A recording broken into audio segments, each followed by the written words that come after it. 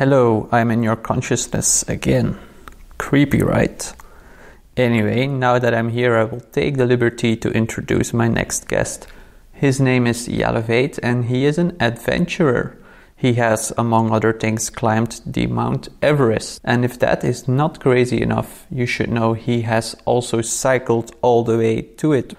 And now he is on an even more crazy quest. Now he wants to climb the highest mountain of every continent, including Antarctica, which is quite cold. And he will go there on his own strength, which means rowing over the Atlantic Ocean and cycling over all the continents. Now you might think, he's quite a nutcase. And I would totally agree with you. He is quite a nutcase. Jelle is a friend of mine, and I know him better than I did my other guests. However, he is a nutcase with a lot of life lessons. And I think this interview is just a crazy amount of useful advice in a short amount of time. That is, if you consider 1 hour a short amount of time. And he has a very interesting life story because he was, among other things, homeless for 2 years, and I think everything he has to say is just very inspiring and might be useful to your life. So I hope you enjoyed this very personal conversation, and if you enjoy it, please consider sharing this with people who might feel the same way, because otherwise I just cannot keep on doing this. Thank you. Hello Jelle, welcome to the podcast. Hi, Steven. Thank you. So I'm thinking how I would describe you. Maybe I would say you are a crazy guy because you do quite a lot of crazy things, but I will leave the answer to you. How would you describe yourself? I'm a dreamer, let's say. And I go for the dreams completely. And I happen to be, or having crazy dreams. So see myself as a normal guy, but I'm just having crazy dreams, and I go full of those dreams, so full of them.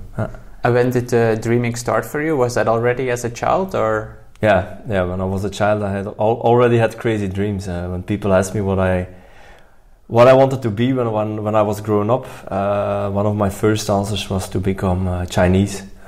Become Chinese, okay, yeah. Didn't expect that. Okay.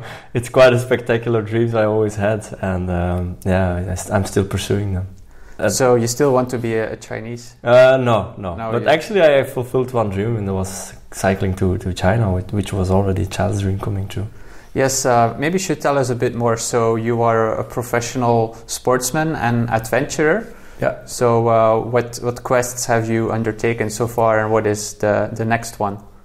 So far I've been about cycling maybe 30,000 kilometers and rowing for 4,000 kilometers to Papua. So I'm actually climbing the highest mountain on every continent. It's called the Seven Summits, and I'm getting there human powered, so without using any engine. I started the project 6 years ago. I cycled to Russia and climbed Mount Elbrus, the highest mountain of Europe. And then I continued cycling to Nepal, where I climbed Mount Everest. After Everest, I continued to cycle to Indonesia, and from there's a lot of sea, a lot of ocean.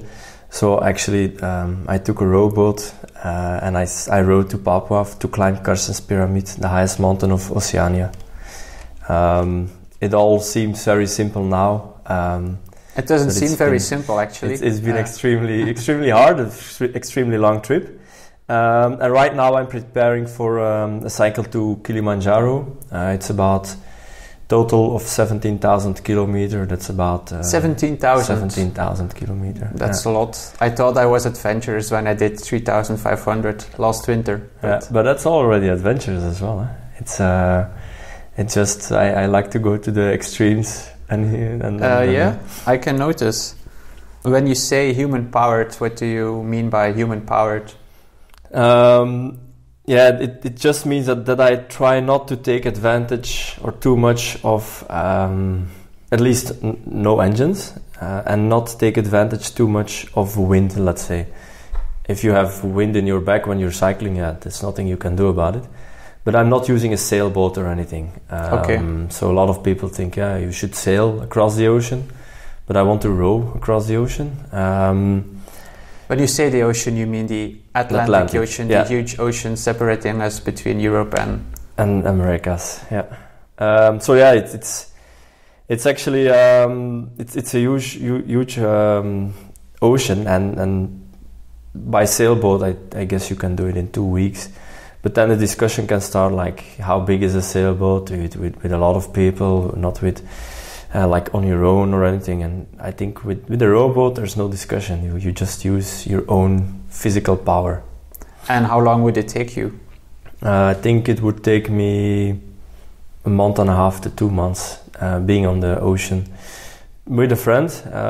So we'll be changing the rowing seats. And it's just mental problem is that you're always stuck on sea and always water around you.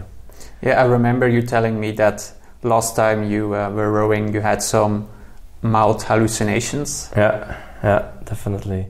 There was a rowing stretch about 35 hours. I couldn't sleep because I was alone, and the current is so strong that if you stop rowing, you get drifted away, so you need to continue rowing. So I could only take small breaks to eat or drink something, and I had some bad water with me I found on an island. I had to vomit every time I drank it, so I got really dehydrated, no sleep. And yeah, because of that, it's one of the first times in my life I started to hallucinate. In my memories, I was not alone on this boat.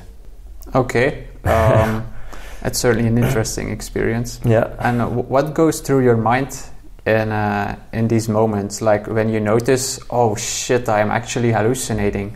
It must be quite a scary feeling. Actually not, and I think it's a protective mechanism of our brain as well, because I'm dehydrated and everything, and I'm not starting to panic. So I was actually surprised that there was nothing in my mind that was like, now I have a big problem. I never experienced that. I stayed calm. It's interesting. Yeah, it's very interesting, and I had it in several other things as well. That it's similar. That I keep calm, but I see the seriousness of the situation anyway. But so I know I'm hallucinating. I see land everywhere, but I know from my preparations it's impossible that I see land. So I just take care of myself, and I say, like, okay, this is not real. And I'm not trying. I'm not convinced by the fact that the things I see are real, and because of my memories, they're already in there from the preparations. I know certain things are not real, and then I continue. But I start to talk to different things, to a fender that was on my boat. There was like a little buddy that was there. So you start to talk to them like a serious person, but at the same time, you know it's not true. So it's like, I think it's some mechanism to protect ourselves, not getting wasted over there. Yeah, and maybe also in that moment your mental capacity to panic was just not there, because it's just not useful to panic. Yeah, it takes too much energy, because you're already drained of all the energy. So I think it takes too much energy to panic, indeed. My story is less exciting, but I'm always, like, from nature, a person that just panics when he gets a phone call from an unknown number. Mm-hmm. But then when I cycled through Patagonia and I was in the middle of nowhere and my bike broke and there was a lot of wind, I noticed I was not panicking, and I thought, what's going on? I thought it was my default mode, and I think it was something similar. It's just not useful, and you realize you just have to work the problem. Yeah, I think so. Yeah. So this podcast examines ourselves and our sense of who we are. So I think your story is really interesting. And how would you define who we are? Would you say that we are just our story that we tell ourselves, or what's your view on the matter? I think there's a lot of different views on to see how, like, for example, what I am or what I'm doing here. And indeed, it's one of the things is that we can make our own stories. It's a very important thing in our lives, that we make our own stories, and we actually believe what we're telling ourselves. If it's true or not, I think most people, if you tell yourself a lot of the same things, you really become this or that person. It's something So if you and that's why if you tell yourself I can cycle to Nepal, and you will be able, I really think you'll be able to do that. And it's a story you make for yourself. If you make yourself a story that it's impossible to do that, you will be not able to do it. And it already starts with how you make a story, and then how do you execute it. And that's something, we become that story. It's like a self-fulfilling prophecy. It creates some kind of behavior that will either make you succeed or fail. Yeah, definitely. And I think it's interesting during a lot of times and on my trip, I have to make a lot of stories for myself, and I have to convince myself a lot of times to continue to push through, and to make myself believe certain things.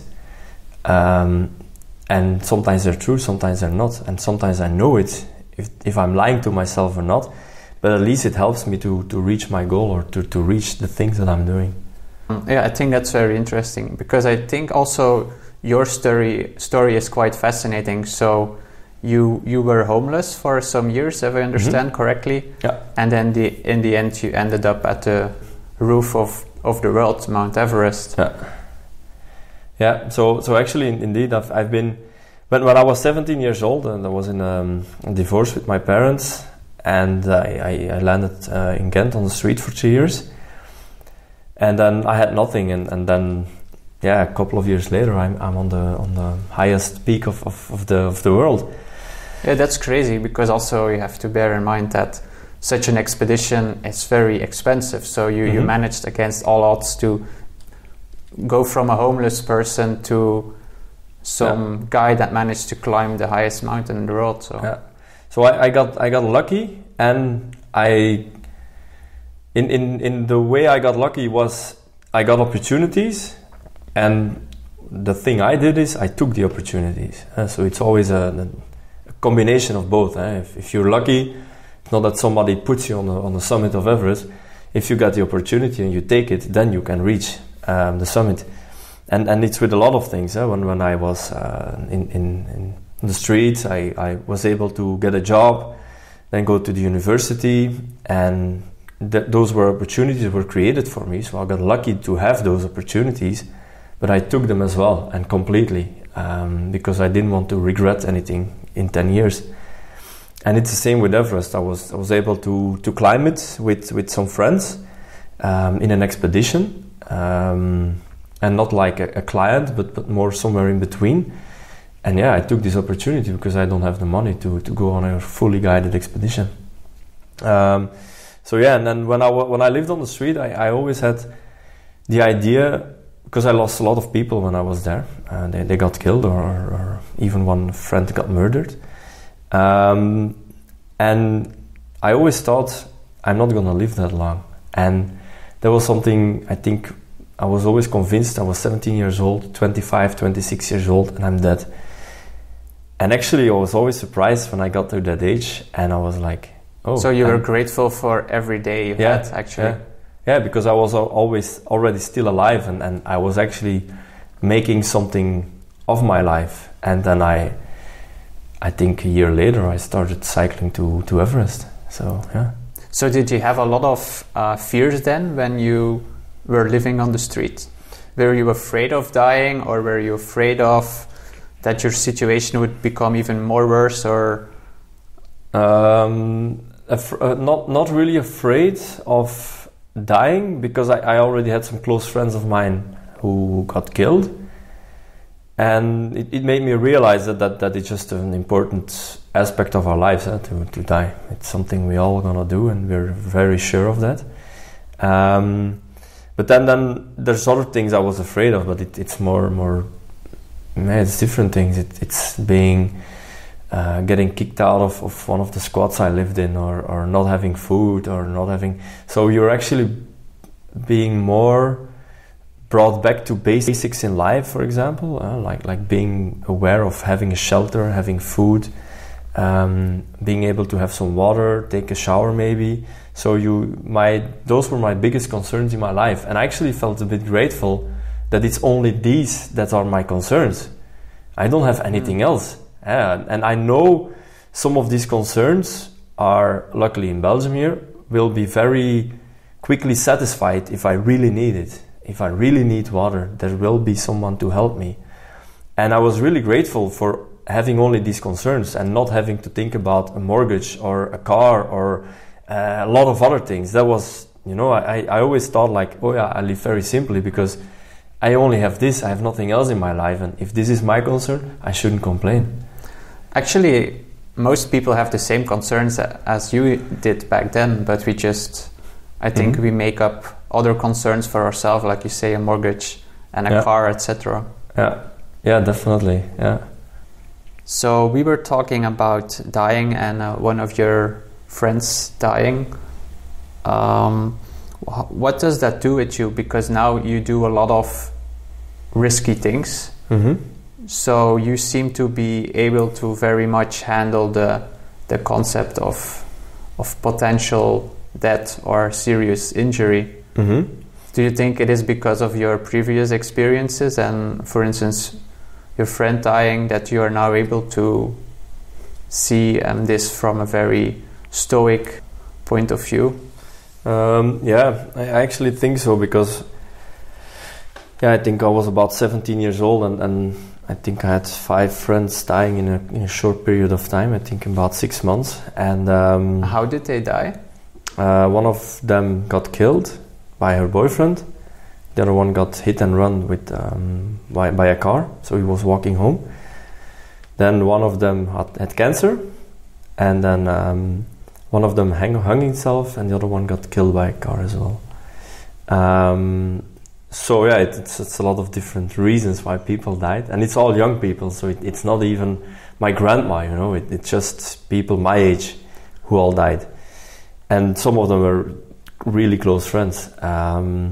But yeah, being in the situation there that I had nothing, and I didn't have a lot of concerns except for the people dying then, and not really materialistic concerns. It gave me, I think it gives me the courage to do what I do now, in the way that I've led a life before that is not very conventional, and I take care of myself, and I know things gonna be alright. And at the same time, I know that certain risks are involved. And before I left to Nepal by bicycle, I remember I was talking to someone, and she lost her father, and it's like, I told I'm actually ready to die. Because she was concerned, what if something happens? And I'm ready. I don't want to die. I really will. Yeah, when you say I'm ready to die, it sounds a bit like you're suicidal, but obviously you're not. I'm not at all. Because you seem to be able to enjoy life to the fullest. Yeah. So it sounds contradictory, yeah? When I say I'm ready to die, and at the same time I'm telling people that I love living. I love to live, and I do everything I do is with a great satisfaction in life. It doesn't mean I'm never unhappy or depressed or anything, but it just means that regarding everything I'm having in my life, I love it so much that I don't want to die. But if it would happen, I know that I'm ready, because I'm living my life now as a complete life, and it means that I will not have regrets whenever it happens. It's not that I'm gonna say, oh, I want this more, I want to do that more or anything. You will not be able to be aware of that anyway when you're dead. No. But I mean, on my deathbed or anything, if there would be some situation like that, I wouldn't be like, oh, damn, I wish I did this or that. No, I'm doing this now, and that's why I don't.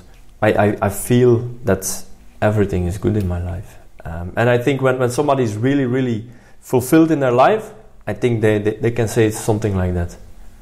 When they feel they're happy, they do something, and it's a very important aspect to think about as well. As a young kid, you don't want to think about that. That's the last thing you want to think about. But I was forced to think about it a lot,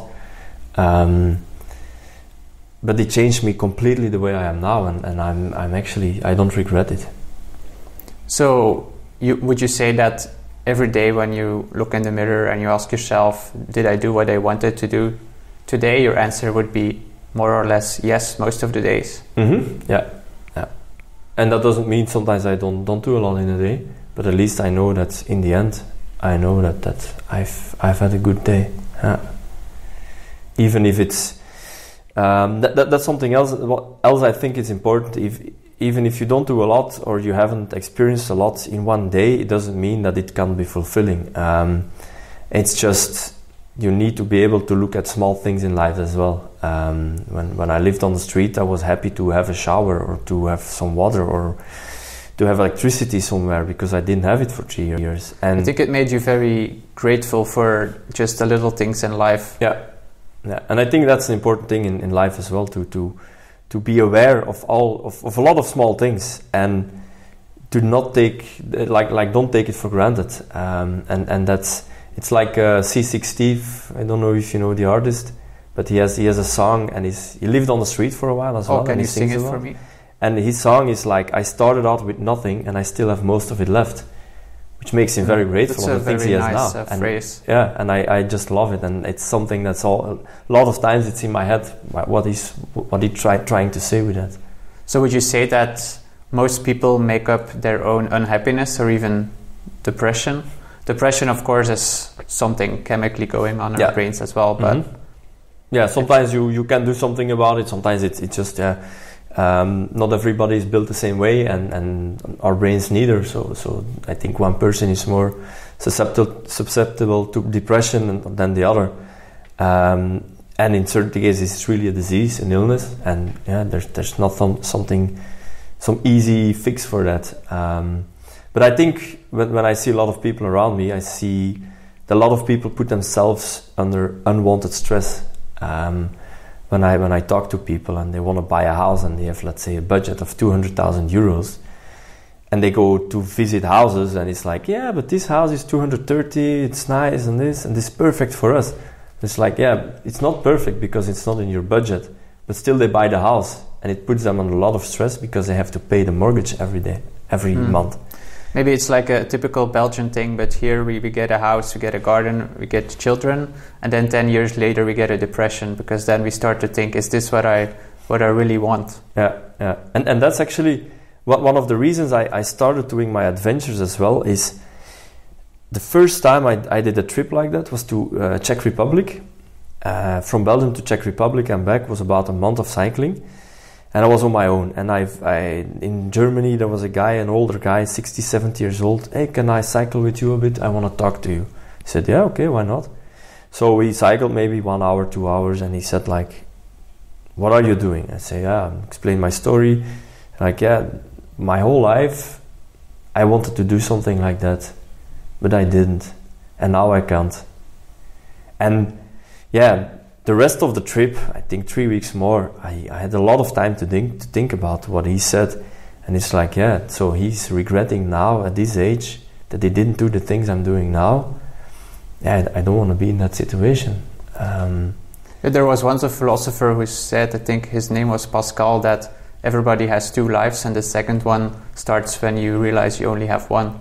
Yeah, indeed. And I think that's an important thing for people to realize as soon as possible sometimes.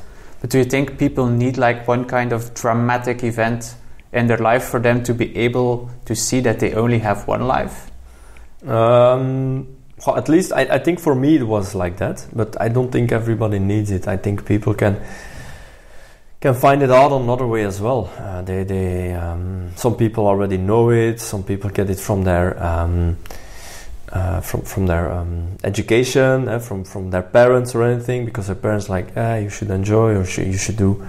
It's all how we got taught a lot of things, and we do what mostly we do what our parents did. We copy their behavior. Yeah, and I think a lot of times we just want to match other people's expectations. Yeah. It's not exactly our desire, but we've been brought up that this is life, this is the way it is. You shouldn't enjoy your work. It's a luxury. So actually, that's one of the things I'm very grateful for, is that people around me who are close to me, they are supportive in the things I do. So they don't have expectations of me to say, get a 9-to-5 job, buy a house, get some children, buy a car.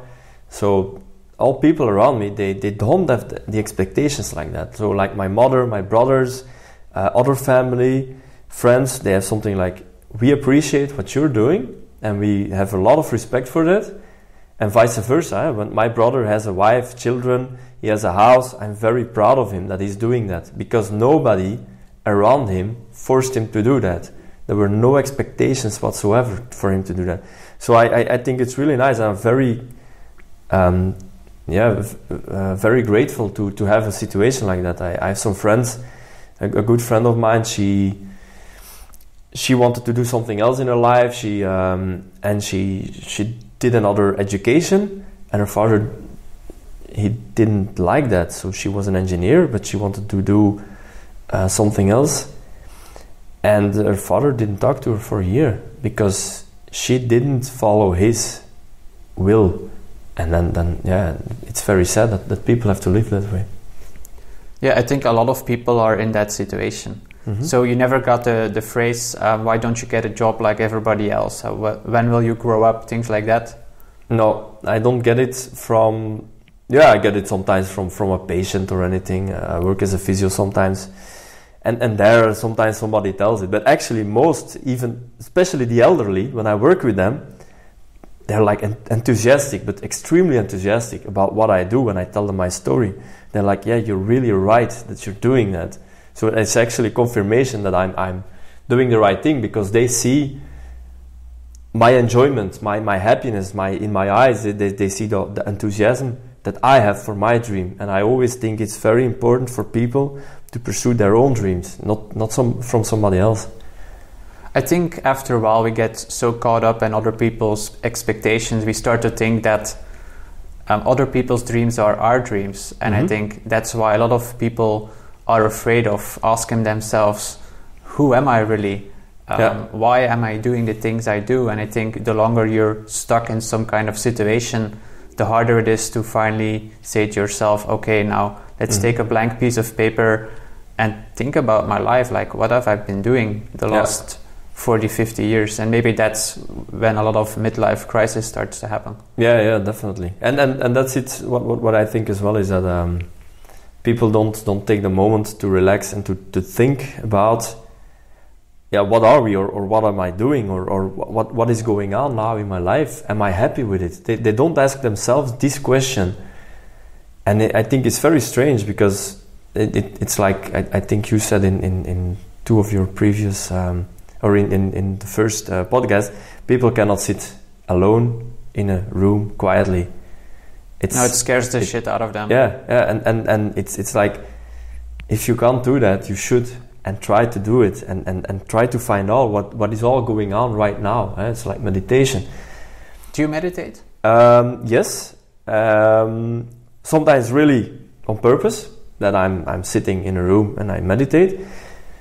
But actually a lot of times when I'm cycling, when I'm rowing, it's a lot of meditation going on, because sometimes I'm going 1,000 kilometers on a straight line, every day the same, no interaction with anything whatsoever, because there's nothing to do in the desert, for example.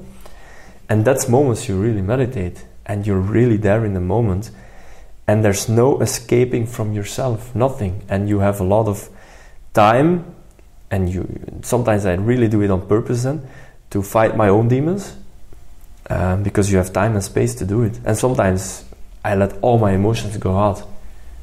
That's I think a lot of people, including myself, we are not very easy at showing our emotions. And it's like when people say, how are you? We immediately say, oh, I'm fine, how are you? And then you realize, like some seconds later, maybe I'm not fine today. Why didn't I tell this to the other person? And that's indeed, that's something, one of the that's actually an example what a lot of people do. And if I do it as well, people ask me, how are you? Yeah, I'm fine. It's an automatic response. And a lot of people, they lead an automatic life. So they don't ask themselves the question either. They're like a bit like zombies. Yeah. They might be enjoying their lives, but I think it's a bit of a shame that people don't ask themselves or really others the question like, how are you doing? Like when I did my big bicycle trip through Patagonia for 3 months, I started to notice that a lot of my life was going on in what I would call a continuous neurosis. Mm-hmm. So I was continuously in a state of panic, like I should have this amount of income and I should have this and this, and I'm almost 30 and I haven't reached anything, but I'm Mm-hmm. really proud of. And that way I was kind of continuously acting very irrationally and automatically, kind of like a crazy person. Mm-hmm. And Yeah. I think a lot of people are in the same situation. I think I'm not cured of my own neurosis, but at least I'm aware of it, which is the Mm-hmm. first step, I think. And I hope with this podcast, maybe some other people will start questioning their own mental shatter and their monkey mind. Yeah. It's for example, when I'm cycling in the desert or I'm rowing in a boat and there's nothing, I'm just completely alone and there's nothing you can do. I find my demons, or not, can be some other things as well. And what I think is important there is to prevent myself from going crazy, is to show my emotions, even when there's nobody there. My emotions is a very complex matter, and it's a very important thing as well for communication. So you cry sometimes when you're... Yeah, I cry, I laugh, I dance, I make jokes. You're such a girl. I'm Men don't cry. Yeah. So and I scream or anything. So I had to teach myself that, because it was not easy to do that. The first times it feels like forced or anything, but you really need to teach yourself to be able to do that, even when there's no people around. And then I realized that if I would do the opposite and I keep everything for myself, I would go crazy. And I think a lot of people, they do that all the time, their entire life long, unless when they're somewhere alone sometimes, but they kind of trap their emotions, and I think that's the worst thing we can do. I think we should let them go. Okay, there's certain situations where you need to a little bit, in social situations, you cannot do everything. You cannot start screaming in a silent room or something, but at least you have to be able to let your emotions go once in a while. No matter what it is. If you're happy, laugh. If you're sad, cry, and everything. I think it's a very important thing for being human. You were, of course, alone when you cycled or when you were rowing, and maybe it's easier when you're alone than when you are continuously in a situation where you're surrounded by other people. Like if you go to work and then in the evening you see your wife or husband, and Mm-hmm. people are never really alone, maybe unless they're on the toilet, and then we are on our phones. So maybe that's the thing, we should be alone more.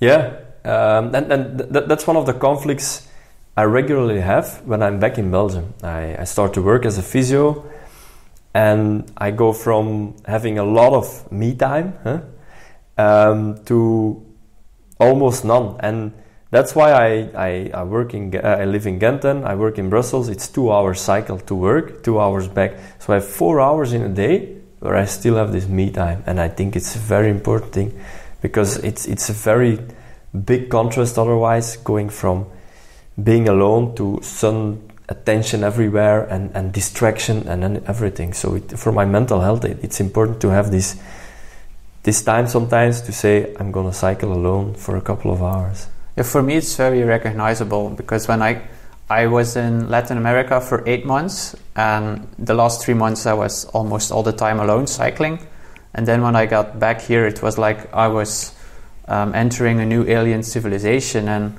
it was just like the mental speed at which people operate here, and sometimes the automaticity of their actions was so different than the 8 months I had before. And for me it was really hard to adapt and reintegrate myself in, let's call it the normal world. Yeah. Do you have the same, that it's a process that gets better after a while?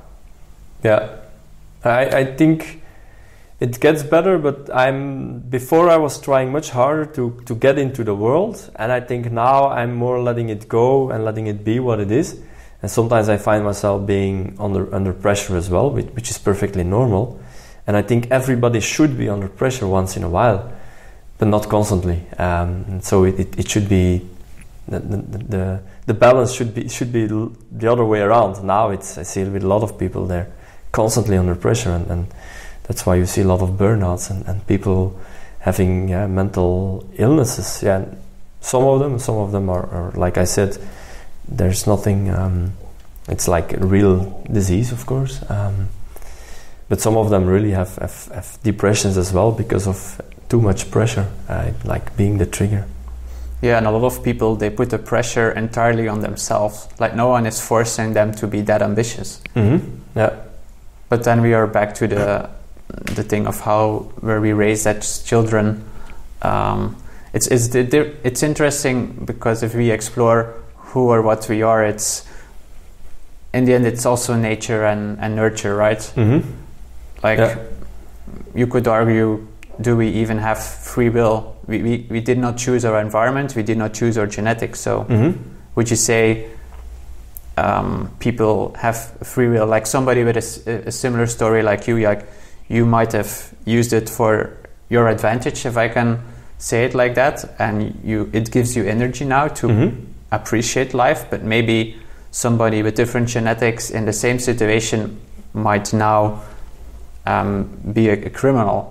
I hope I'm not crossing the line by saying that. No, I understand. It was actually quite a confronting thing that I'm giving presentations once in a while, and I was in the prison of Ghent, where my friend was in when I was 17 years because he killed his girlfriend. But now he was already out and everything, so I had a presentation there, and I tell them my life story and about everything I do, the ultimate freedom, let's say, and they were sitting there in jail. But then a couple of guys, they come after the presentation, they come to me and they say like, yeah, we have a lot of respect for what you're doing, because actually I had the same life story or similar, but I'm here now behind the bars. And it was quite confronting for me as well, because it's like, damn, I've actually could have been in a similar situation now. Maybe indeed with the genetics, if they would be different, maybe one small thing, meeting the wrong guy, or there's a lot of different things that going on. About the free will as well, I once heard an opinion about a neuropsychiatrist, and he told that indeed people don't have free will because we actually always react to a lot of stimuli that are going around us. So if you're hungry, you will eat. It's not because you want to eat, it's because you're hungry. You breathe because you need the oxygen. And if I walk on the street and I want to walk straight, but there's somebody else in my way, I will have to make a detour. So it's always reacting the whole time. And that was his point of view. It was quite interesting, actually.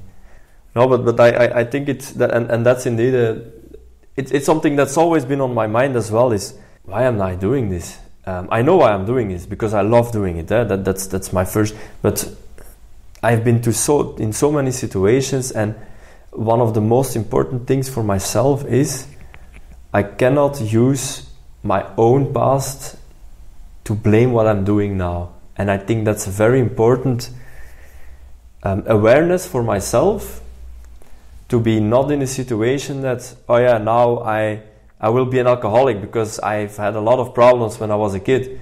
No, it's not the reason to be that. And there's always certain things that I do in my life because of my past, but I'm now an adult.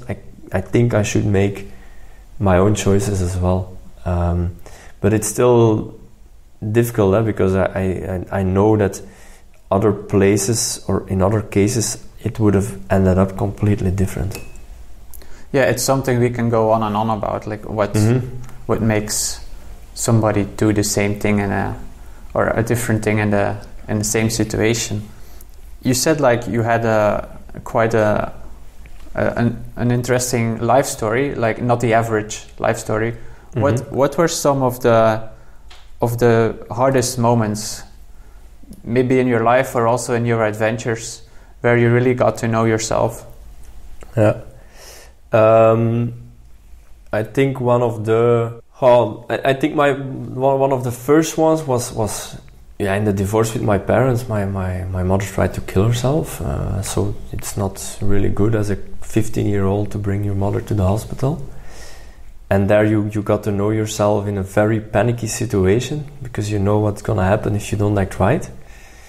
And from there on, I had to learn a lot of things. It's, and then the whole process afterwards was not that easy, of course. But and then on the streets, for me, the mental aspect, except for my friends dying, it was not easy. But I felt kind of a relief being away from home, because the situation was not very bearable for me anymore. So a lot of my concerns, they were gone, and that's why I think I was happy, because my only concern was finding food and water. It's easy. Yeah, life can be very simple if you make it that way. Yeah. So it was pretty easy for me, shelter, food, and water. That's my concern right now. And luckily I'm here in Belgium also, because in other regions, if you're in the Sahara and you have to find food or water, you're not gonna be that happy. That's normal. But here in Belgium, it's more easy to find. You find supermarkets, a lot of food in the dumpsters. But then so that was actually quite a good period in my life, I think. When I look back to it. But then, especially my adventures, there's certain times, for example, in Everest, there was the earthquake, we got hit by the avalanche, 19 people got killed there. What goes through your mind at that moment when the avalanche starts coming and you notice you're right in the middle of it? Yeah, the thing, I was sure I was gonna die. That was very, very clear. And actually now it's okay, but I remember being, after that, telling sometimes a story to people. I was really lucky to have some friends I could talk to about it, because it's been really a trauma as well. If you're really sure you're gonna die, it's like, it's a strange feeling. I was running for my life. Like I said, I don't want to die. It's not that I'm standing there, okay, take me. So you run for your life, you have all these reflexes. But then afterwards, you really think that the feeling that you're sure, absolutely sure that you will die, that is a really strange feeling. And in the end, I survived, but 19 others died that time. So yeah, I got lucky in a way, I think. You prayed to Jesus enough. Yeah, I took shelter behind. There was a small block of all different stones, so they make a kind of altar with a lot of stones, and I was hiding behind it. It's a Buddhist altar, and they made it there. So you were saved by the Buddha? Maybe, yeah, I don't know. I think I was saved by the stones, but at least, yeah, maybe some force was there with me. I don't know.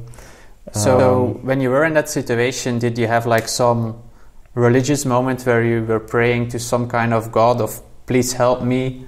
No. That didn't cross your mind? No. The thing that crossed my mind was everything's white.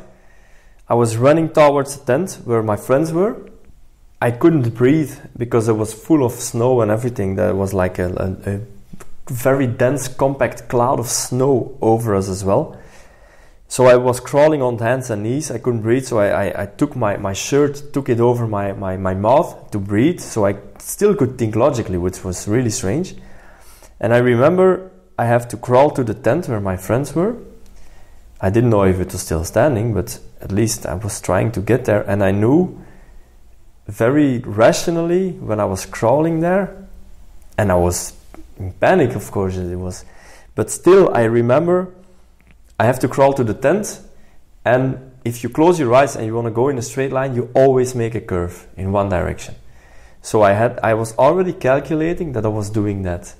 And that's how I found the tent without any view, because I knew I'm not going to go straight to the tent. I will make a curve to the left, because I've been testing that before, and mostly I go to the left. So I was still rationally thinking about that, which is really strange. So I wasn't thinking about God, help me, save me. It was more like, that wouldn't have helped. Save I think myself. Your mathematics had been more useful. Yeah. So it was more that, like, okay, let's do what we have to do and save ourselves. That's what our body wants. So how do you reduce your probability of dying? Because everything you do is, I would imagine, a calculated risk. Like you don't do things that would be too risky. Yeah, indeed. So for me, I do a lot of preparations, definitely, yeah, when I go on an expedition or anything. And experience is a very important aspect of it. And I actually kind of make a balance between what do I win with it, and like a risk assessment or anything, what do I win, and what are the risks, or what do I have to like an investment, what do I have to give to win that.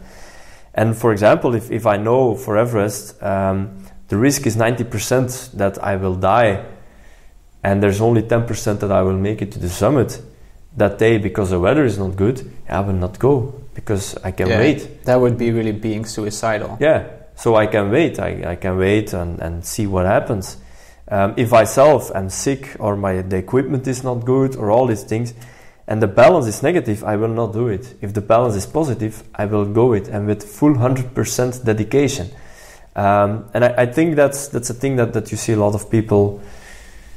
Most of the people don't really make the question in their life. And I tell it a lot on presentations as well, that if you get in your car and you take your phone while driving, or you're speeding, or you had a drink and you get in your car, what is the benefit? For example, you are speeding with your car, you're going too fast. What is the benefit you're having on a, let's say, 100-kilometer drive compared to keeping your normal speed? What's the benefit? Maybe 1 or 2 minutes maximum, but the risks you're taking for you and yourself is so big. And if you really make the calculation like that, nobody would do it, but still a lot of people do it, and they die in traffic that way. And it's crazy. That might be more risky than climbing the Everest on a good day. For me, yes, because as well, when I'm cycling on the road, other people take a risk for me. People sometimes tell me, oh yeah, be careful when you cycle home. And like, I'm careful. If a car hits me, I'm dead. It's not my fault then. It's a car who's speeding, who is texting, who is not paying attention. They can kill me in an instant. And that's actually, it sometimes feels more dangerous than climbing a mountain. Yeah, people are not very rational when it comes to fear. For instance, when there's some terrorist attack in Tunisia, people cancel all their trips, but then 5 minutes later they get drunk into the car and they think they have reduced their risk of dying that way. Yeah, indeed. And that's actually the biggest risk they can take, indeed. And that's a funny thing. And that's why, for example, now cycling through Africa, I check a lot of websites from ministries of foreign affairs, how they give their travel advice for certain countries.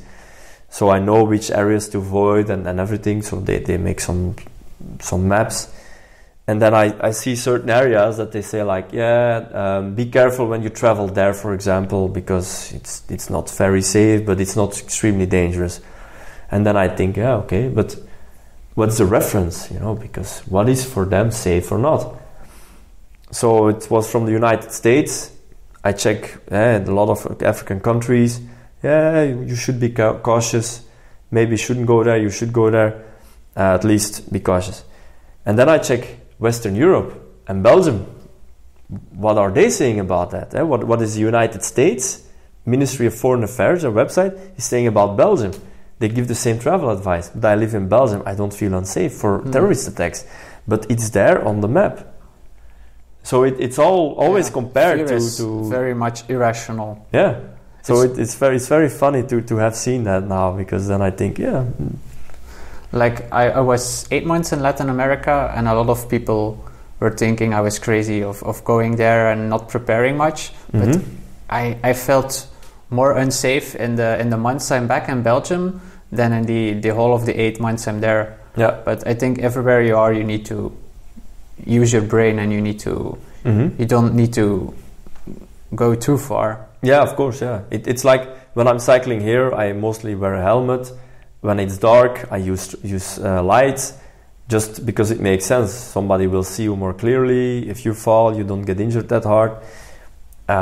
So it's something you can do about it. But still, a lot of times when I'm cycling here, in Ghent, it's a nice city to cycle, but in a lot of places I don't really feel very safe. And there's a lot of cars. They go really fast. It's a killing machine sometimes. So, for instance, for climbing the Mount Everest, how did you prepare for that? What did you do, and the months, the years, and the days before to really minimize your risk?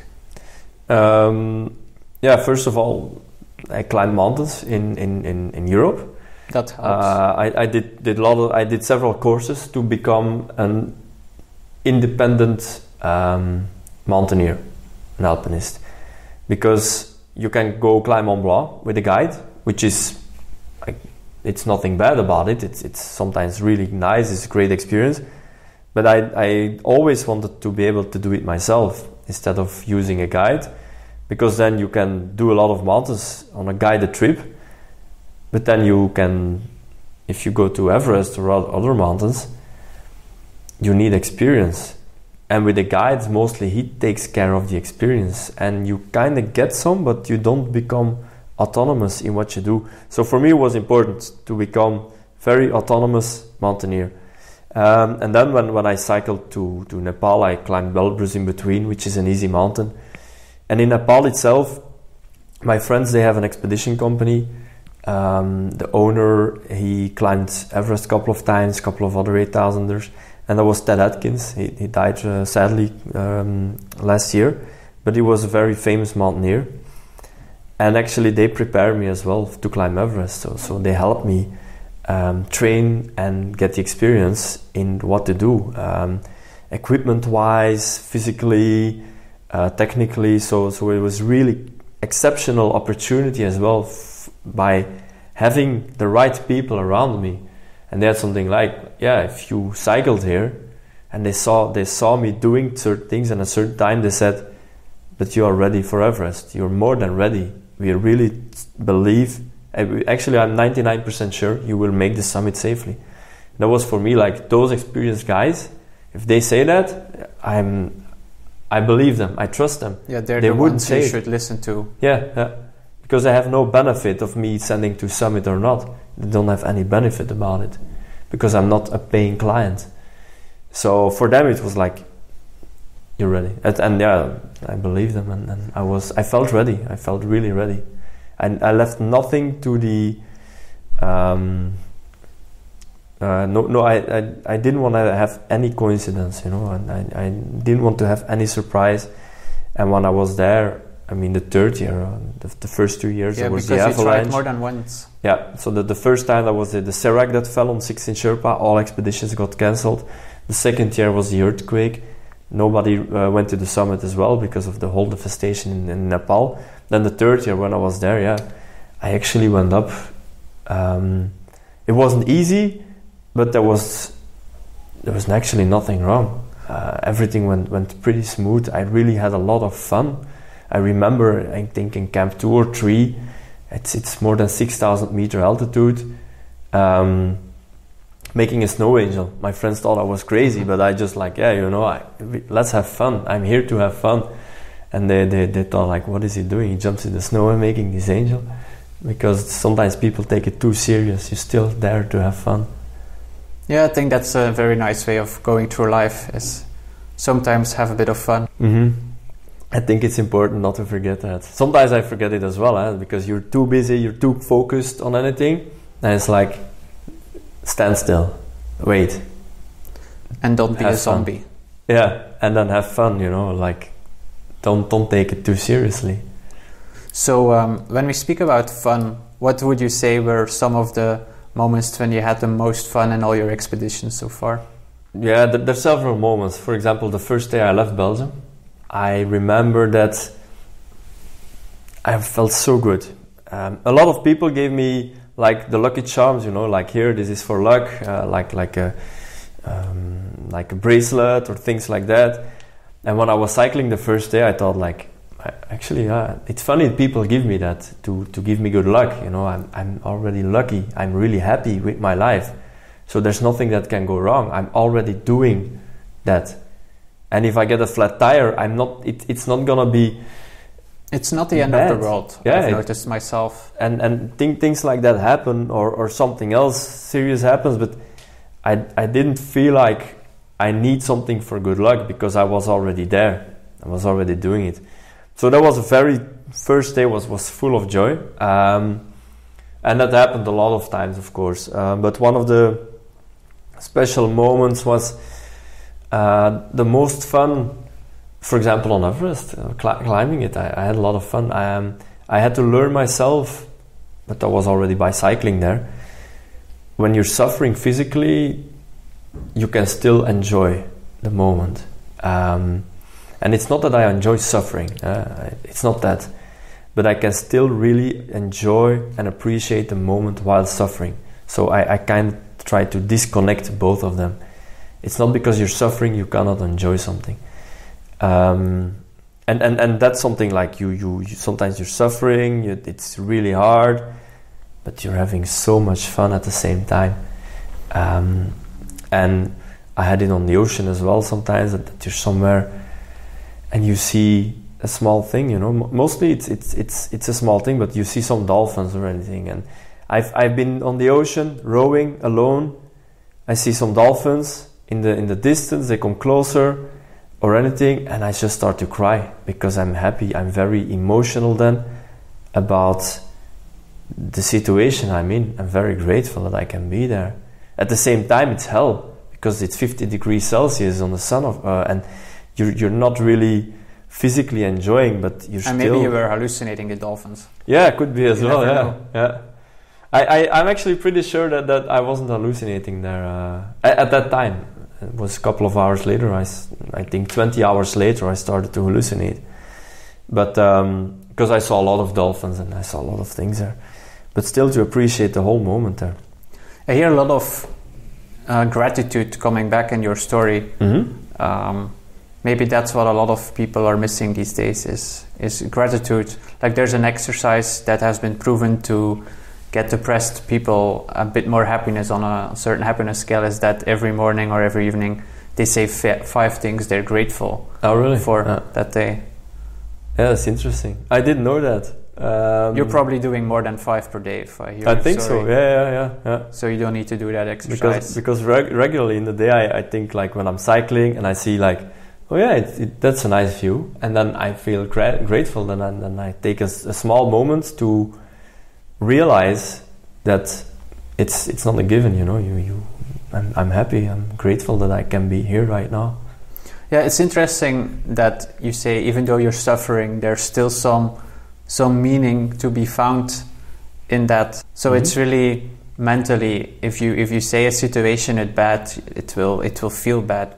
Yeah, so if you tell yourself it's bad, I don't feel good, you will not feel good. And it's actually how a placebo medicine works as well. We make a story, and it happens a lot as well like that. If I know that somebody gives me a pill and I will hallucinate from it, can be just a sugar, but maybe I'll hallucinate because of it, because I don't know what it is, and I tell myself the story that this is gonna happen. So maybe everybody listening to this podcast should take a piece of paper, a blank piece of paper, and maybe write their own story, because most of us are not aware of the story we tell mm-hmm. ourselves. Yeah, I think that's actually a good exercise for people everywhere, that you write your own story. Indeed, like, what is a story I'm telling myself and others about who I am and what I'm doing? I think it can learn us a lot about ourselves. I think you told me once something that feeling bad is kind of like falling. Can you elaborate a bit on that? Yeah, so the thing is that I'm not always happy, but no, I'm not always feeling good, but in general I'm always happy. But it doesn't mean that I can't feel bad. But when I feel bad and I feel depressed or anything, something bad happened in my life, or something else can be because I had a lack of sleep, or I ate something wrong, or it doesn't matter what it is. At least I think it's important that I allow myself to do that. I shouldn't feel guilty. I have some friend who is quite into drugs. He's kind of addict, and I think one of the most important things that I told him, I think at least, is that if you try to get rid, if you try to stop, and you didn't use for 5 weeks, and then you use it one time, it's okay, you know. You shouldn't feel guilty about the one time because you didn't use it for 5 weeks. or in 6 weeks you use it only once instead of every day. And it's the same with when I feel bad. I'm allowing myself, okay, let's feel bad. It's when I fall and I scratch my knee, I will curse, maybe I will cry, I don't know what, but it's all okay to do that. If somebody falls, breaks their leg, they will not be happy, they will feel bad. And after a while, it will heal and they will walk again and run and everything. But I think it's a very important process when you have that to allow it first. And also, like you say, to see that it's just a moment that will pass. It's not something that will last forever. Yeah, it's a temporary thing, like everything actually. Yeah? Yeah, the Buddhists say when they die, they would not be surprised because they are trained to imagine themselves dying. Mm-hmm. They accept the harsh reality. Yeah, they're not afraid of it, and I think they even welcome it to some extent. Mm-hmm. Yeah, and imagine that we would live forever. Like, genetically speaking, our cells wouldn't die. Would you think we would do any more risky things? Like, would you climb Mount Everest knowing that the only way you would be able to die is if you physically hurted yourself? So maybe it would be better that you just stayed inside your entire life, and that way... No, I would kill myself then. If they would say stay inside for the rest of your life, I think I would kill myself then. No, I'm joking a bit. It's not that, but it's it wouldn't stop me if something like that would happen. No. And also, dying is not really a bad thing for you because you're not there to experience the fact that you're dead. It's really the people around you that would have to go through the mourning. Yeah. So it's interesting that you set so many, what most people would call very ambitious goals to yourself. Mm-hmm. But would you say you are really a goal-driven person, or do you live day to day? Do you go where the stream takes you, or do you really say, I want to go this direction, and you're very goal-focused? I think I'm a bit of both, but I'm quite goal-focused. When I have a goal and I really want to get that goal, I will do everything to go there, because I know now this is something I have and I will go for it. But at the same time, to get to that goal, I can have a lot of ways. It doesn't mean I have to take the fastest way, the shortest way, or anything. There can be a lot of ways getting to that goal. So it's not very important only to get to that goal. It's as well important how I get to the goal. So it can be, for example, Everest. Cycling to the goal is, and I have it with other things in life as well. It's not being the challenge itself, but for Everest to make it more easy, it's like I can fly to Everest and I can climb it, or I can take a car or anything. And for me, it was like it's not just about the goal, climbing Everest. It's more about how I'm getting there. And while I'm doing it, sometimes it's difficult because you keep your goal. It takes a lot of months to get there by bicycle, and then you have this focus on Everest. You want to go to Everest, and every day you think about, I'm cycling here to Everest now. But sometimes it doesn't make sense. You have something like, the goal is so far in the future that if you would think about it too much, you would get kind of depressed, like, I still have to cycle months and months. It seems like not possible then. And so sometimes I just break it down, or I don't even break it down. I just focus on, okay, let's cycle today. Let's have fun. So you have like a micro goal you make yourself for every day, like today I want to get there or there. Yeah, or not even that, or just something like, okay, let's have fun today, I'm just going to cycle. I have nothing else to do, man. and you go and you have something, if I want to stop here, I'll stop here, if I do this. And that's a very important thing as well. Sometimes I have to keep the goal focused, and it's always in the back of my head, but there's always other things as well coming into the process to say, okay, today I'm going to cycle this, and this is a good goal. Or not even having a goal and just saying, let's enjoy, let's not focus on the goal, because it's always too much then.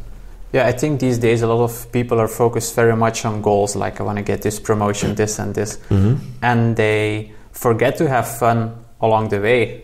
Yeah. And then it's by not having this fun that they in the end don't reach the goal. Yeah. Would you think if you did not have so much fun that you would have reached everything you've reached so far? I don't know if I... At least I wouldn't be too passionate about it anymore. I think I would have reached these goals then maybe, but I wouldn't be very passionate about it anymore, because then you realize like, yeah, I'm not having the fulfillment anymore about what I'm doing. And sometimes I have to go back in my thoughts as well. It's because it's always a trap to get automatically into certain mindsets. And sometimes I have to go back to the start, or maybe my first cycling trip, and think about, why am I doing this? And then I think, why did I start this? And to go back to those basics, then it's like, yeah, of course, yeah, having fun. And then I know, okay, let's have fun. That's why you're here. And yeah, it's very nice, and if you realize that, and then it gives you a lot of new energy. Yeah, I think it's important sometimes to question yourself. Am I still motivated by this goal I set so much time before? Mm-hmm. Yeah. It makes me think of children, because children, for them, it's very illogical to not have fun. Like, it's just, they don't have the mental capacity for it. Like, if something is not fun, it's like like their brain gets short-circuited. They cannot grasp why I should do it. Yeah. Yet when we grow up, it seems to be the opposite, and the default seems to be, fun is a nice extra, but it's not really necessary. And we were very much blindsided by goals, so we get kind of lost in our abstractions of who we think we are. Mm-hmm. Yeah, indeed. It's like you should. I know people as well at their jobs. It feels like, the fun things at my job I will do in my spare time, and I think like, yeah, but it's good you have fun things in your job. Keep it in your job, and keep your job fun. Do the fun things as well, and don't do it all in your free time or anything. Just enjoy it now. And indeed, the motivation of kids is mostly when it's fun, we'll do it, and otherwise, it's not really a thing. And we get adults always learn kids as well. Like, it shouldn't always be fun. You should work hard to accomplish something, and it's true. Sometimes you really have to work for something. Sometimes it's not always nice and fun to do. But in the end, if you have to do the dishes, and you can put on some music and dance while doing the dishes, it's more fun. Why shouldn't you do it? I never tried that before. Yeah, but it's or have a conversation. That sometimes, when you're doing the dishes, it's like, now people have a machine to do that, but actually sometimes it's as well fun to do the dishes, because a lot of people, for them, it's a moment to conversate, because they're doing something together and they have a conversation, and mostly it's a good one. So and that's fun as well. Everybody knows, of course, the best way to do the dishes is listening to this podcast. Yeah, of course. Yeah, that's it. Yeah, that's it. I think that's the meaning of life in the end. Yeah.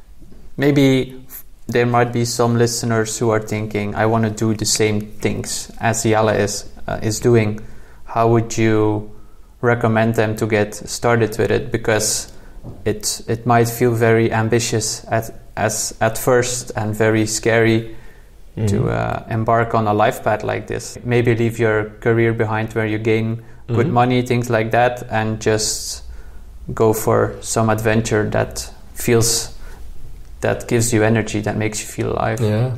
Actually, I once read a blog about somebody, like, how to cycle the world. And it's like, in the blog was, start cycling. That's the most important thing to do. Start cycling. And then it's like, you could do this, you could do that. And it's like, you could prepare for 6 months. You could save money for 5 years. You could do this. And it's a lot of things you could do. But the most important thing is start cycling. And it's my brother, my oldest brother. He's a philosopher as a degree.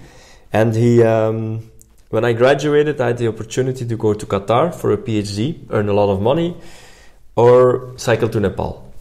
And do that for 2 years. A lot of friends, they told me, and you can do what you want. I'm like, oh yeah, maybe. Yeah. And I talked to my brother.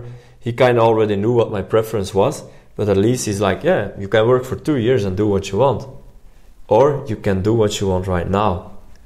And I was like, it's extremely simple. Eh? Yeah, you can be dead in 2 years. Eh? Yeah. You can be dead the day before you can finally live your dream. Yeah.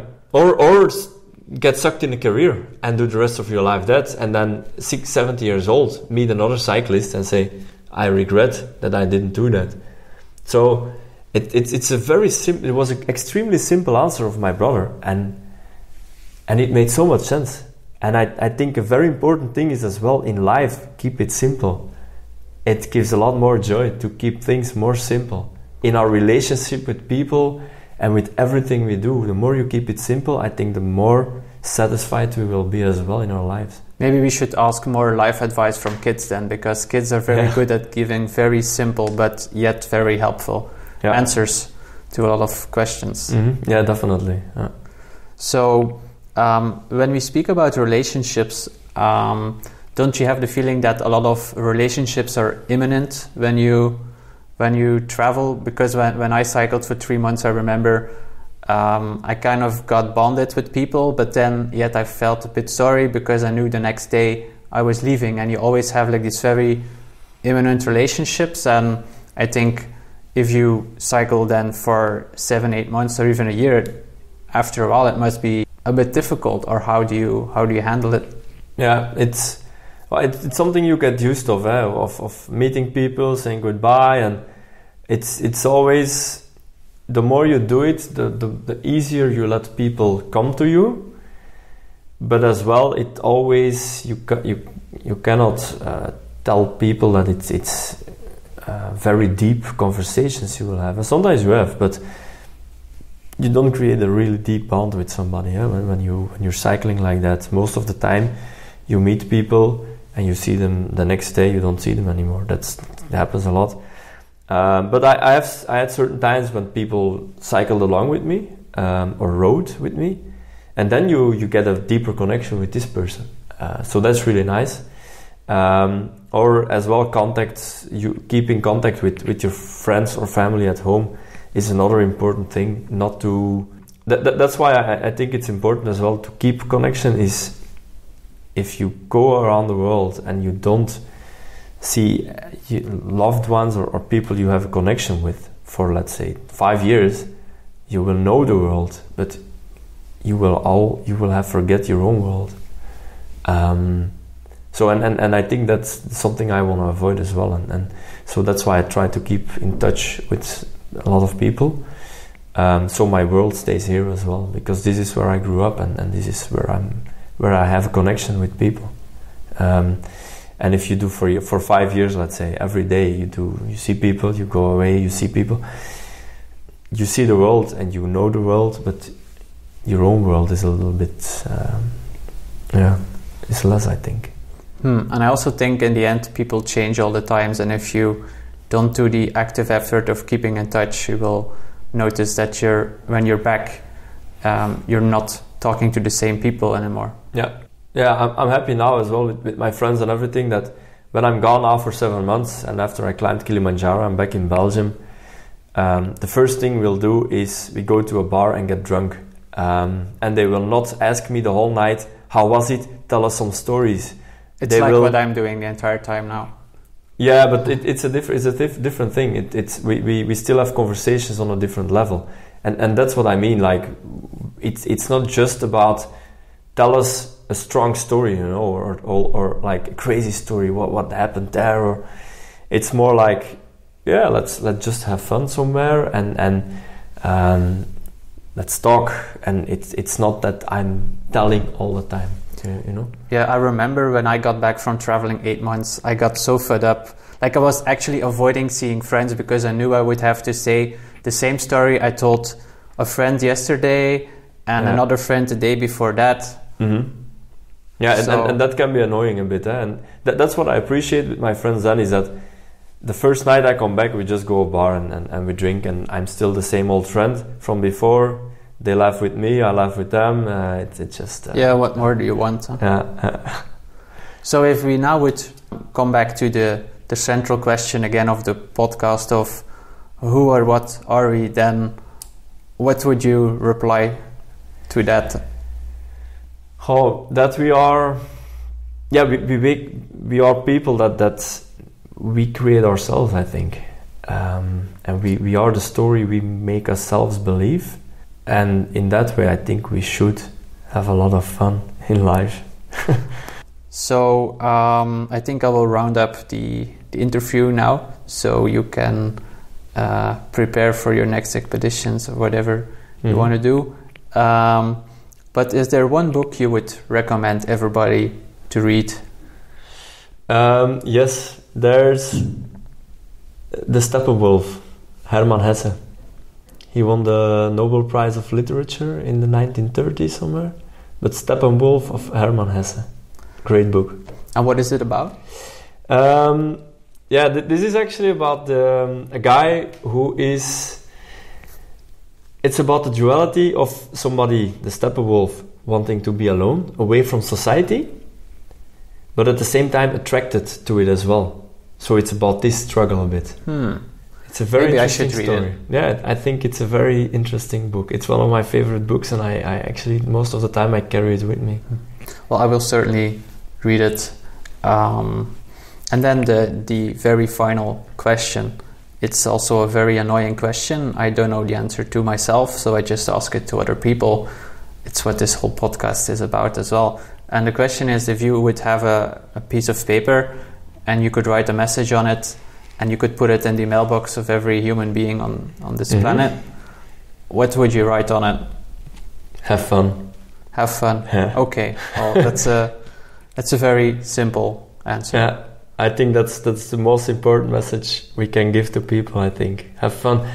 Although, I mean, there's a lot of things behind it. You should be responsible with things, but you shouldn't drink and drive because you think it's fun. But I think one of the basics we should have is fun.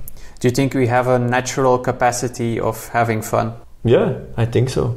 Because a lot of people would think that they would have to do an active effort just to have fun, but maybe it's the opposite. Maybe having fun is the default, and we are continuously making an active effort in being unsatisfied and unhappy. Yeah. We would just it's let like things be.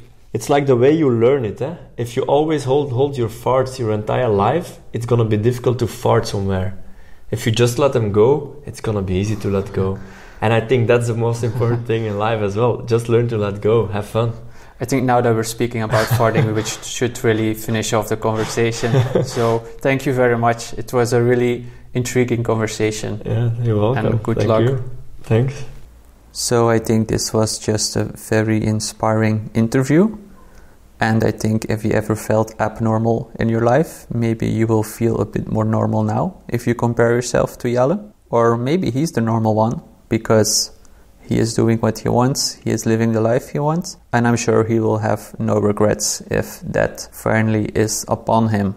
And in the end, I hope you found something interesting, and maybe that you have something in your mind that you think, this might be something that I learned from this that I want to apply in my life. That would be really great if you have that. And if you have, please consider sharing it with your friends, because as you know, I am an autistic person and I am absolutely an idiot when it comes to empathy or marketing. So I'm really counting on my listeners to spread this podcast. Thank you. And I can already hear you. You're thinking, oh no, what if I miss another episode? This is so interesting. This is so life-changing. Well, fear not, my dear friends, because the best way to keep up with the latest episodes is to go to the 20angles.com website and subscribe to the newsletter. And in that way, I can give your email address to a lot of evil companies, and that way I can make some money. Besides that, if you are using a podcasting app like the Apple Podcast app, Spotify, Google Podcast, the best way to subscribe is just to click the subscribe button in these apps. Alright, now I will let you enjoy your lives. I hope in a conscious way, not like a zombie, but as a conscious human being. And I will see you here for the next episode.